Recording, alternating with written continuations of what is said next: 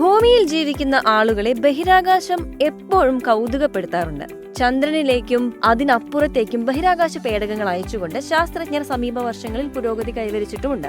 ബഹിരാകാശം എന്നത് വായുരഹിത വാക്വമാണെന്ന് നമുക്ക് എല്ലാവർക്കും അറിയാവുന്ന കാര്യമാണ്. ബഹിരാകാശ സഞ്ചാരികൾക്ക് അതിജീവിക്കാനുള്ള പ്രത്യേക സ്യൂട്ടുകളുമായാണ് യാത്രികർ പോകാറുള്ളത്. അതിനാൽ ബഹിരാകാശത്തിന്റെ ഗന്ധം എങ്ങനെയാണെന്നതിനെ കുറിച്ചുള്ള കൗതുകം അജ്ഞാതമായ ആഴത്തിലുള്ള പര്യവേക്ഷണം നടത്തുന്ന ആളുകൾക്കിടയിൽ ഉണ്ടായിരുന്നു. ഭൂമിയെ പോലെ പ്രപഞ്ചവും പലതരം ഗന്ധങ്ങൾ പുറപ്പെടുവിക്കുന്നുണ്ടെന്നും അവയിൽ മിക്കതും അരോചകമായ ഗന്ധമാണെന്നുമാണ് പറയപ്പെടുന്നത്.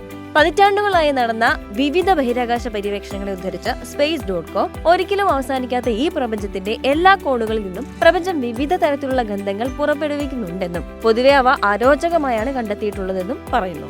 അപ്പോളോ മൂൺ ലാൻഡിംഗിൽ ഉണ്ടായിരുന്നവർ ഈ ഗന്ധത്തെ വെടിമരുന്നിന് ഉണ്ടാകുന്ന അതേ ഗന്ധവുമായി വിശേഷിപ്പിച്ചിട്ടുണ്ട്. മറുവശത്ത് അന്തർദേശീയ ബഹിരാകാശ നിലയത്തിലൂടെ സഞ്ചരിച്ചവർ ഈ ഗന്ധത്തെ കരിഞ്ഞ സ്റ്റീക്കിനോട് താരതമ്യം ചെയ്തു. എന്നാൽ ഈ പറയപ്പെടുന്ന ഗന്ധം എവിടെ നിന്ന് വരുന്നു എന്നുള്ളത് അവ്യക്തമായ കാര്യമാണ്. ലോഹവും കരിഞ്ഞതുമായ മാംസ ദുർഗന്ധത്തിന്റെ ഉറവിടം പോളിസൈക്ലിക് അരോമാറ്റിക് ഹൈഡ്രോകാർബണുകൾ പുറപ്പെടുവിക്കുന്നതാണെന്ന് പറയപ്പെടുന്നു.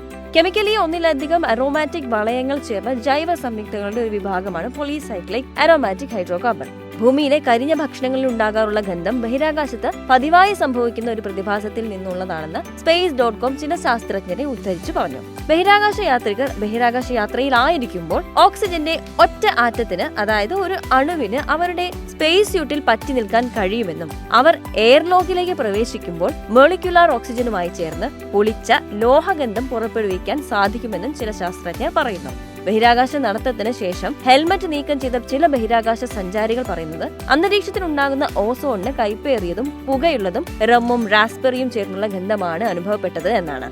ഗാലക്സിയുടെ അഥവാ ക്ഷീരപഥത്തിന്റെ മധ്യത്തിൽ നിന്ന് ഏകദേശം 120 പാഴ്സെക് അകലെ സ്ഥിതി ചെയ്യുന്ന വാതകത്തിന്റെയും പൊടിയുടെയും ഒരു ഭീമാകാരമായ തന്മാത്രാ മേഖലയാണ് സജിറ്റേറിയസ് B2 എന്ന point. Vinyl alcohol, methanol, ethanol എന്നിവയുൾപ്പെടെ ധാരാളം ആൽക്കഹോൾ അടങ്ങിയ സജിറ്റേറിയസ് B2 ഈ ഗന്ധം ബാധിച്ചിരുന്നു. അങ്ങനെയാണ് പലതരത്തിലുള്ള ഗന്ധത്തിന്റെ ഉറവിടവും. ഇതുകൂടാതെ യുറാനസ് എന്ന ഗ്രഹത്തിന് വായുവിന്റെ ഗന്ധമുണ്ടെന്നും കണ്ടെത്തിയിട്ടുണ്ട്. 2018 നടത്തിയ ഒരു കണ്ടുപിടുത്തമാണിത്.